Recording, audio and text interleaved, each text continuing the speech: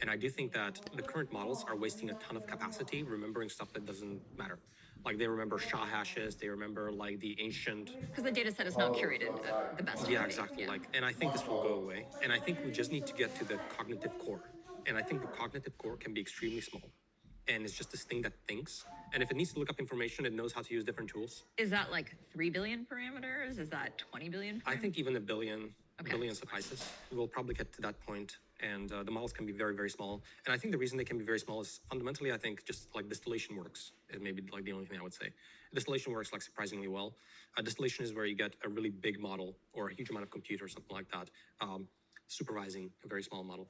And you can actually stuff a lot of capability into a very small model. Is there some sort of like mathematical representation of that, or some information theoretical like formulation of that? Because it almost feels like you should be able to calculate that now in terms of what's the maybe like one way to think about it is like, you know, we go back to like the internet data set, which is what we're working with. The internet is like 0.001% cognition, and like 99.99% of like information is just like, you know, whatever. Garbage, yeah. And I think most of it is not useful to the thinking part, and it's like, I guess maybe another way to frame the question is like, is there a mathematical representation of cognitive capability relative to model size? Or how do you capture cognition in terms of, you know, here's the min or max relative to what you're trying to accomplish? And maybe there's no good way to represent that. So I think maybe 1 billion parameters gets you sort of like a good cognitive core. I think probably right. I think even 1 billion is too much. I don't know. We'll see. It's very exciting, given if you think about, well, you know, it's a question of like on an edge device versus on the cloud, but. And also this raw cost of using the model and everything. Yeah, it's very exciting. Right, but at less than 1 billion parameters, I have my exocortex on a local device as well. Yeah, and then probably it's not a single model, right? Like it's interesting to me to think about what this will actually play out like, because I do think you want to benefit from parallelization. You don't want to have a sequential process. You want to have a parallel process. And I think companies to some extent are also kind of like parallelization of work. But there's a hierarchy in a company because that's one way to, you know, you have the information processing and the reductions that need to happen within the organization for information. So I think we'll probably end up with companies of LLMs. I think it's not unlikely to me that you have models of different capabilities specialized to various unique domains. Maybe there's a programmer, etc. And it will actually start to resemble companies to a very large extent. So the programmer and the program manager and, you know, similar kinds of roles of LLMs working in parallel and coming together and orchestrating computation on your behalf. So maybe it's not correct to think about it. It's more like a swarm. Your exocortex is like it feels like an ecosystem. It's like a biological ecosystem where you have specialized roles and niches. And I think it will start to resemble that. You have automatic escalation to other parts of the swarm, depending on the difficulty of the problem and the specialization. So maybe the CEO is like a really brilliant cloud model. But the workers can be a lot cheaper, maybe even open source models or whatnot. And my cost function is different from your cost function. Yeah, so that could be interesting. You left OpenAI, you're working on education, you've always been an educator. Like, why do this? I would start with, I've always been an educator, and I love learning and I love teaching. And so it's kind of just like a space that I've been very passionate about for a long time. And then the other thing is, I think one macro picture that's kind of driving me is, I think there's a lot of activity in like AI, and I think most of it is to kind of like replace or displace people, I would say. It's in the theme of like sliding away the people, but I'm always more interested in anything that kind of empowers people. And I feel like I'm kind of on a high level like team human, and I'm interested in things that AI can do to empower people. And I don't want the future where people are kind of on the side of automation. I want people to be very in an empowered state, and I want them to be amazing, even much more amazing than today. And then other aspects that I find very interesting is like, how far can a person go if they have the perfect tutor for all the subjects? And I think people could go really far if they had the perfect curriculum for anything. And I think we see that with, you know, if some rich people maybe have tutors, and they do actually go really far. And so I think we can approach that with AI, or even like surpass it. There's very clear literature on that actually from the 80s, right? Where one-on-one tutoring, I think, helps people get one standard deviation better than Bloom. Is it two? Yeah, it's the Bloom stuff. Yeah, exactly. Yeah. There's a lot of really interesting precedents on that. How do you actually view that as substantiating through the lens of AI, or what's the first types of products that will really help with that? Or, you know, because there's books like The Diamond Age where they talk about the Young Ladies Illustrated Primer and all that kind of stuff. So I would say I'm definitely inspired by aspects of it. So like in practice, what I'm doing is trying to currently build a single course, and I want it to be just like the course you would go to if you want to learn AI. I think the problem with basically is like, I've already taught courses, like I taught 231N at Stanford, and that was the first deep learning class and was pretty successful. But the question is like, how do you actually like really scale these classes? Like, how do you make it so that your target audience is maybe like 8 billion people on Earth? And they're all speaking different languages and they're all different capability levels, etc. So and a single teacher doesn't scale to that audience. And so the question is how to use AI to sort of like do the scaling of a really good teacher. And so the way I'm thinking about it is the teacher is kind of doing a lot of the course creation and the curriculum, because currently at the current AI capability, I don't think the models are good enough to create a good course, but I think they're good to become the front end to the student and interpret the course to them.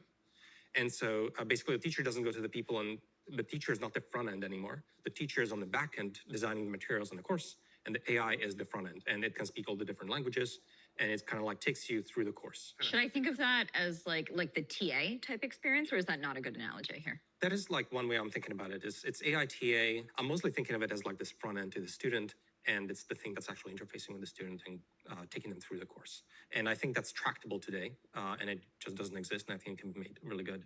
And then over time, as the capability increases, you would potentially refactor the setup in various ways. I like to find things where, like the AI capability today and having a good model of it, and I think a lot of companies that maybe don't quite understand intuitively where the capability is today, and then they end up kind of like building things that are kind of like too ahead of what's available, or maybe not ambitious enough. And so I think I do think that this is kind of a sweet spot of what's possible and also really interesting and exciting. So I want to go back to something you said that I think is very inspiring, especially coming from like your background and understanding of where exactly we are in research, which is essentially like we do not know what the limits of human performance from a learning perspective are, given much better tooling. And I think there's like a very easy analogy to, we just had the Olympics like a month ago, right? And you know, a runner and it's the very best mile time, or pick any sport today, is much better than it was, putting aside performance enhancing drugs like 10 years ago, just because like you start training earlier, you have a very different program. We have much better scientific understanding. We have technique, we have gear.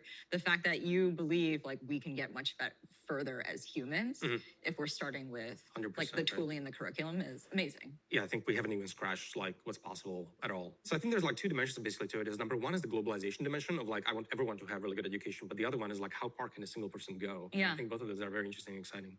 Usually when people talk about one-on-one learning, they talk about the adaptive aspect of it, where you're a challenging person at the level that they're at. Do you think you can do that with AI today, or is that something for the future? And it's more, today it's about reach and multiple languages and globalization? I think the low-hanging fruit is things like, for example, different languages. Super low-hanging fruit. I think the current models are actually really good at translation, basically, and can target the material and translate it like at the spot. So I think a lot of things are low-hanging fruit. This adaptability to a person's background, I think, is like not at the low-hanging fruit, but I don't think it's like too high up or too much away. But that is something you definitely want, because not everyone is coming in with the same background. And also what's really helpful is like if you're familiar with some other disciplines in the past, then it's really useful to make analogies to the things you know, and that's extremely powerful in education. So that's definitely a dimension you want to take advantage of. But I think that starts to get to the point where it's like not obvious and needs some work. I think like the easy version of it is not too far, where you can imagine just prompting the model. It's like, oh, hey, I know physics, or I know this, and you would probably get something. But I guess what I'm talking about is something that actually works, not something that like you can demo and work sometimes. So I just mean like it actually really works, and in the way a person would.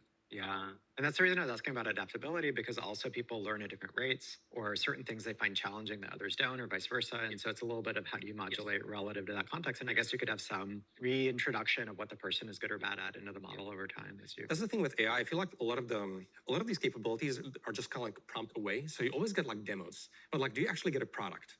You know what I mean? So, so in this sense, I would say the demo is near, but the product is far. So one thing we were talking about earlier, which I think is really interesting, is sort of lineages. That happens in the research community, where you come from certain labs and everybody gossips about being from each other's labs. I think a very high proportion of Nobel laureates actually used to work in a former Nobel laureate's lab. So there's some propagation of, I don't know if it's culture or knowledge or branding or what. In an AI education-centric world, how do you maintain lineage, or does it not matter? Or how do you think about those aspects of propagation of network and knowledge?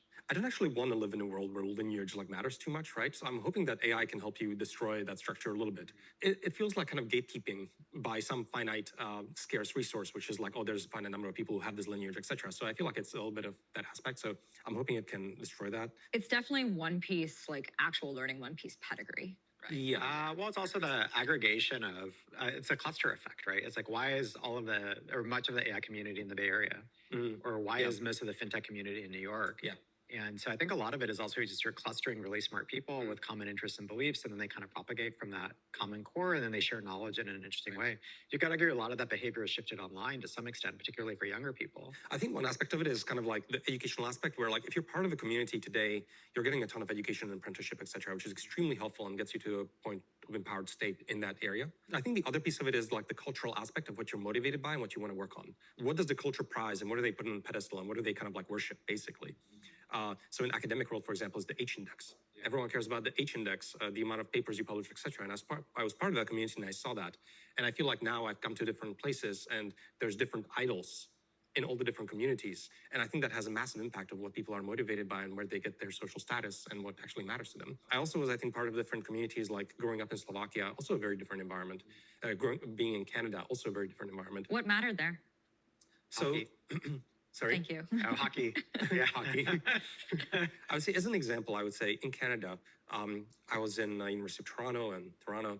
I don't think it's a very entrepreneurial pilled environment. It doesn't even occur to you that you should be starting companies. I mean, it's not something that people are doing. You don't know friends who are doing it. You don't know that you're supposed to be looking up to it. People aren't like reading books about all the founders and talking about them. It's just not a thing you aspire to or care about. And what everyone is talking about, is where are you getting your internship? Where are you going to work afterwards? And it's just accepted that there's a fixed set of companies that you are supposed to pick from, and just align yourself with one of them. And that's like what you look up to or something like that. So these cultural aspects are extremely strong, and maybe actually the dominant variable. Because I almost feel like today already the education aspects I think are the easier one. Like a ton of stuff is already available, etc. So I think mostly it's a cultural aspect that you're part of. So on this point, like one thing you and I were talking about a few weeks ago is, and I think you also posted online about this, there's a difference between learning and entertainment. And learning is actually supposed to be hard. And I think it relates to this question of like, status, and what like status is a great motivator, like who the idol is.